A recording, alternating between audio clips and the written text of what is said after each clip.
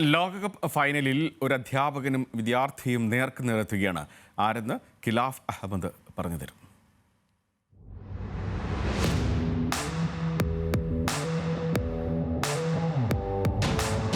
ലോകകപ്പ് ഫൈനൽ. ഒരു വശത്ത് സ്പെയിൻ, മറുവശത്ത് അർജന്റീന. ഈ മത്സരം രണ്ട് രാജ്യങ്ങൾ തമ്മിലുള്ള പോരാട്ടം മാത്രമല്ല, ഒരു അധ്യാപകനും വിദ്യാർത്ഥിയും തമ്മിലുള്ള പോരാട്ടം കൂടിയാണ്. ടച്ച് ലൈനിൽ ഒരു വശത്ത് സ്പെയിനിന്റെ പരിശീലകൻ ലൂയിസ് ഡി ലാ ഫുവെന്റെ, മറുവശത്ത് അർജന്റീനയുടെ പരിശീലകൻ ലിയോണൽ സ്കലോണി. ഇന്ന് അവർ ലോകകപ്പ് കിരീടത്തിനായി പോരാടും. പക്ഷേ ഒരു കാലത്ത് സ്കലോണി ഇരുന്ന ക്ലാസ് മുറിയിൽ പാഠം പഠിപ്പിച്ചത് ഡി ലാ ഫുവെന്റെ ആയിരുന്നു. ഇന്ന് ഫുട്ബോളിലെ ഏറ്റവും വലിയ വേദിയിൽ അതേ അധ്യാപകനും വിദ്യാർത്ഥിയും നേർക്കുനേർ.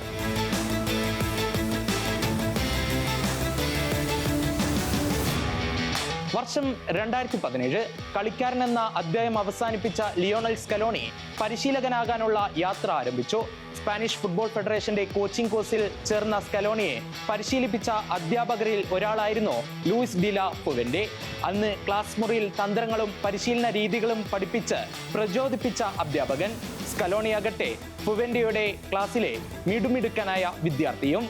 ഇന്ന് ലോകകപ്പ് ഫൈനലിൽ അതേ വിദ്യാർത്ഥിയെ തോൽപ്പിക്കാനുള്ള തന്ത്രങ്ങൾ മെനയുകയാണ് ഏറെക്കാലത്തെ അനുഭവ പരിചയമുള്ള ഫുവെന്റെ.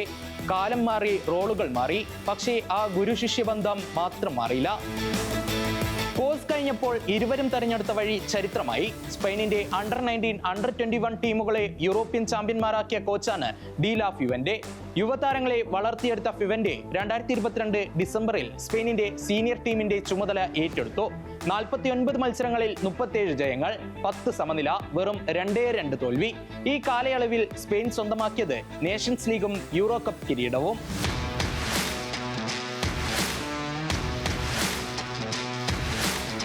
ലോക ഫുട്ബോളിലെ വമ്പന്മാരെല്ലാം ഫുവെന്റെയുടെ കുട്ടിപ്പട്ടാളത്തിന് മുന്നിൽ തലകുനിക്കുന്ന കാലം. തുടർച്ചയായി 37 മത്സരങ്ങളിൽ തോൽവിയറിയാതെ മുന്നേറിയാണ് സ്പെയിൻ ഇന്ന് അർജന്റീനയെ നേരിടാൻ ഒരുങ്ങുന്നത്.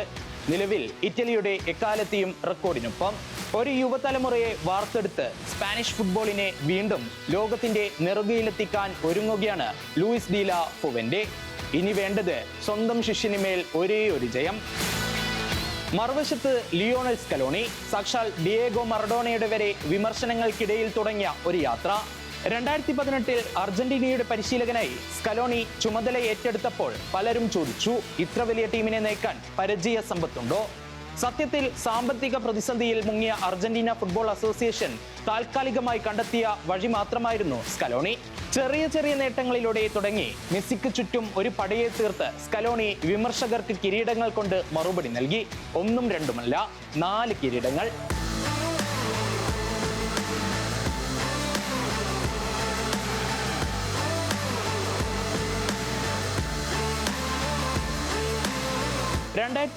ൽ കോപ്പ അമേരിക്കയും 2022 ഫിനലിസിമയും പിന്നാലെ ലോകകപ്പും ഒടുവിൽ 2024 വീണ്ടും കോപ്പ അമേരിക്കയും. സ്കലോണിയുടെ മത്സര കണക്കുകൾ കണ്ടാൽ അതിലേറെ അത്ഭുതപ്പെട്ടു പോകും. 103 മത്സരങ്ങളിൽ 80 ജയങ്ങൾ, 14 സമനില, തോൽവി വെറും 9 മാത്രം, 78% വിജയനിരക്ക്. അർജന്റീനയുടെ ചരിത്രത്തിലെ ഏറ്റവും മികച്ച പരിശീലകരുടെ നിരയിൽ മുൻപന്തിയിലാണ് ഇന്ന് സ്കലോണിക്ക് ഇരിപ്പിടം. ഫൈനലിൽ ടച്ച് ലൈനിന്റെ ഒരു വശത്ത് അധ്യാപകനും മറുവശത്ത് വിദ്യാർത്ഥിയും തമ്മിൽ പോരിനിറങ്ങുമ്പോൾ പ്രിയ ശിഷ്യനെ പകർന്നു നൽകാത്ത എന്ത് പാഠമാകും ഫുവെന്റെയുടെ തന്ത്രം? പ്രിയപ്പെട്ട അധ്യാപകൻ അറിയാതെ പഠിച്ചെടുത്ത എന്ത് പാഠമാകും സ്കലോണിയുടെ ആത്മവിശ്വാസം? ആരുടെ തന്ത്രം വിജയിക്കുമെന്നത് കളത്തിൽ തന്നെ കണ്ടറിയണം.